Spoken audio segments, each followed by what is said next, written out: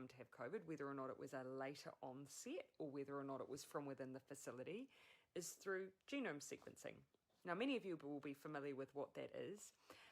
It is essentially when we conduct a test on someone now, when we have everyone in our facilities, if anyone tests positive for COVID, we immediately undertake what they call genome sequencing. So that helps us then to essentially put a code against that person's COVID, and it gives us a clue as to where they've picked it up from, which country they might have picked it up from, because we see certain sequences coming from certain parts of the world. So that means that we've got almost, for want of a better word, a unique identifier. So that means if anyone else then comes to have COVID, we can match it to see where it came from. So we'll know whether or not it's come from the facility or whether or not actually this person happens to have had it from overseas, but it just hasn't infected them or shown up for some time after the 14 days. So we'll know that in the next, we should know that within the next 24 hours, and that's information that we'll be sharing. And so, what does it mean for everyone in the meantime? Well, this really, again, is that ongoing reminder that we need to make sure that we are scanning everywhere we go. Now, one of the things that I've heard from people is that some people think that if they have their Bluetooth on and their COVID app, that they don't need to scan. Unfortunately, that's not the case. We need you to scan everywhere that you go. The Bluetooth element just tells us if you've been in close contact with someone else who might in the future test positive, and that enables us to identify people who've been in close proximity. It doesn't tell us where you've been. So that's why we need you to keep scanning no matter what. So please scan everywhere you go.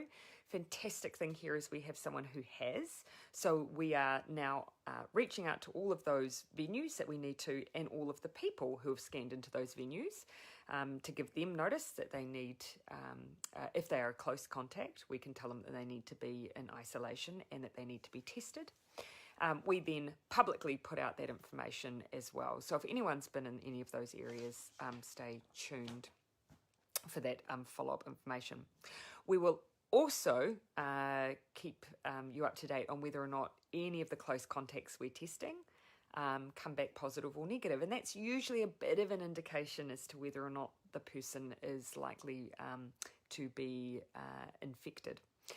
infectious, particularly infectious. So we'll get an early sign of that, and we'll be letting you know that information tomorrow as well. So the other just little request that I would have is I just see a bit of a sense from people online, and just generally, and this happens almost every time we have a COVID case, sometimes there's a tendency to blame. And the message I really want to share here is the most important thing for us is that people, when they're unwell, continue to get tested. And people are less likely to do that if they feel like they'll be attacked if they happen to be positive. And so we really need people not to pile in on anyone if they do the right thing by having a COVID test. It is so important. We need people to keep feeling like they can come forward. So it's so important that we just keep that kindness, that we just treat people the way we would like to be treated if we were in that circumstance. Imagine if your family member tested positive, and just imagine how you would want them to be treated. And that's really such an important message to share.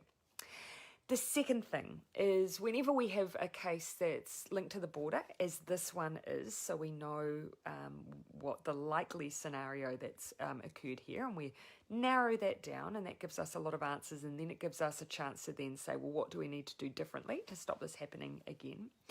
But anytime we have a situation like this, people often will say, just shut the borders entirely, don't let anyone in.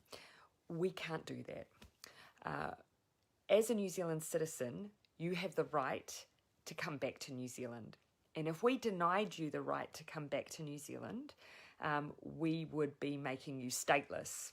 We would be saying that the one legal place that you can live, you can't come back to, which could make you stateless.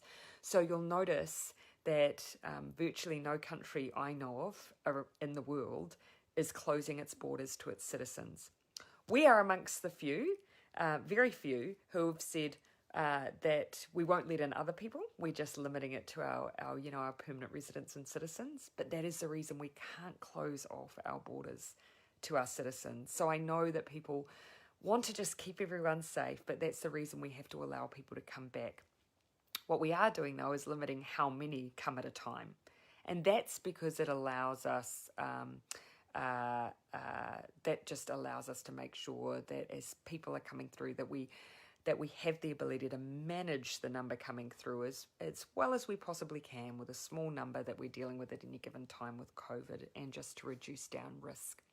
The other thing to think about, that if we were to close our borders entirely, that means we wouldn't get in our imports, we wouldn't be getting goods coming into the country, we wouldn't be getting medical supplies, because all of those are coming in at our borders. But we have these regimes in place to even make sure that we look after each other and keep each other safe while things are still coming in at the borders and so on. So the thing again I would just say is, think back. We have had scenarios before where we've had people who have come through our managed isolation facilities who have subsequently then tested positive. And we worked, in those cases, we worked very hard to ensure that there was no further spread. We've had, unfortunately, people who've worked in our MIQ. It is a virus we work very hard to contain, but from time to time we may have these scenarios. What's really important is that we always are very, very rigorous in keeping it totally contained, and you'll see us working very hard on that as we speak, and we are. And the other thing is that we always go back and look to see whether or not there are things that we need to learn about what happened. We already do regular audits of our infection control in our managed isolation facilities, and every time we have a case like this, we will rigorously go back and say, what exactly happened here? Do we need to change the way that we're managing those cases in MIQ? What can we learn? And so we work very hard never to repeat any mistakes and so on. And also to try and, again, continue to keep adding these filters that keep everyone safe. So there's no suggestion at this stage that we need to put in place. I just see someone there said, do we need to go into level 4? No, of course. Remember those times we've had to move up those alert levels. That's been where we haven't been able to identify what's happened. We know what's happened here. We're just narrowing down exactly how it happened. Whether or not it was within facility or a later onset. So we should be able to answer those questions, I would hope, over the next 24 to 48 hours, and we'll be sharing what we learn. So I'll touch base again soon, just again to answer questions and I can see here the feedback people where most of their concerns might be, and just try and touch on some of those things as well. But needless to say, everyone have been in really close contact today throughout the day between our officials and Minister Hipkins, making sure we're never leaving no stone unturned, as we always do, to make sure we keep everyone safe. Look after yourselves out there. Remember, be kind to one another. Please be kind to our border staff, and please be understanding of those who have the experience of having COVID. They do us a service every time they come forward and get tested, as you do as well. So please always remember that we need to look after those who just do the right thing. Till then, I'll jump online again very soon. Look after yourselves, and I'll catch up with you in the next 24 to 48 hours. So keep an eye out if you want another update. Please do join me for that. Till then, I'm going to get back to some cabinet papers. I hope you all have a wonderful Sunday. To everyone who's about to experience Wellington Anniversary Day, enjoy that too. And please take very good care. Talk soon.